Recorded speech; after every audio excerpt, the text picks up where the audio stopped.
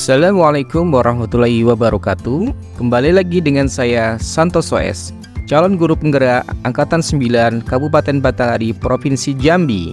Pada kesempatan kali ini, saya akan memaparkan demonstrasi kontekstual visi guru penggerak. Untuk merumuskan visi guru penggerak, kita dapat menggunakan pendekatan inquiry apresiatif. Pendekatan ini bertujuan untuk mengenali aspek positif yang sudah ada di sekolah dan mencari solusi untuk mempertahankannya, serta merancang strategi untuk mencapai perubahan yang lebih baik. Agar dapat menerapkan pendekatan inquiry apresiatif, maka langkah yang dapat dilakukan adalah dengan menggunakan metode Bagja. Metode Bagja sendiri terdiri dari buat pertanyaan utama, ambil pelajaran, gali mimpi, jabarkan rencana, dan atur eksekusi. Buat pertanyaan utama berisi serangkaian pertanyaan yang bertujuan untuk membantu menemukan arah penelusuran. Ambil pelajaran dimaksudkan untuk memandu bagaimana pengalaman positif dari individu, kelompok, atau komunitas lain yang nantinya akan kita jadikan sebagai pembelajaran. Gali mimpi berupa narasi keadaan ideal jika prakarsa perubahan telah terwujud. Jabarkan rencana dapat mengidentifikasi tindakan-tindakan yang akan dilakukan. Dan atur eksekusi adalah yang dapat membantu transformasi rencana menjadi nyata. Berikut ini adalah visi guru penggerak yang telah saya buat.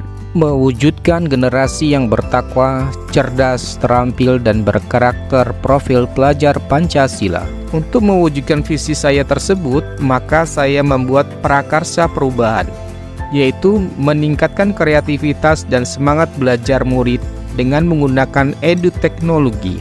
Adapun Bagja yang telah saya buat adalah: pertama, buat pertanyaan utama.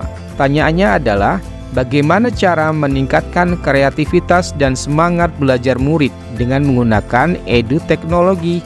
Sedangkan tindakan atau penyelidikannya antara lain melakukan dialog dengan kepala sekolah dan kolaborasi dengan rekan sejawat.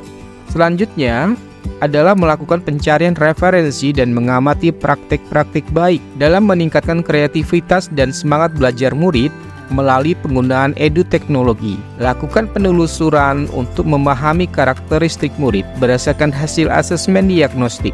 Yang kedua, ambil pelajaran. Pertanyaannya adalah, siapakah guru yang memiliki keahlian dalam bidang edu-teknologi dan secara konsisten menggunakan edu-teknologi dalam pembelajaran di kelas? Pertanyaan selanjutnya, edu-teknologi pembelajaran apa yang diadopsinya dalam proses pembelajaran? Dan yang ketiga adalah, bagaimana cara memilih media atau edu-teknologi pembelajaran yang sesuai untuk meningkatkan kreativitas dan semangat belajar murid? Tindakan atau penyelidikannya adalah antara lain mencari sumber referensi tentang tokoh guru yang ahli di bidang edu-teknologi. Yang kedua adalah mencari referensi media atau edu-teknologi pembelajaran yang sesuai untuk meningkatkan kreativitas dan semangat belajar murid.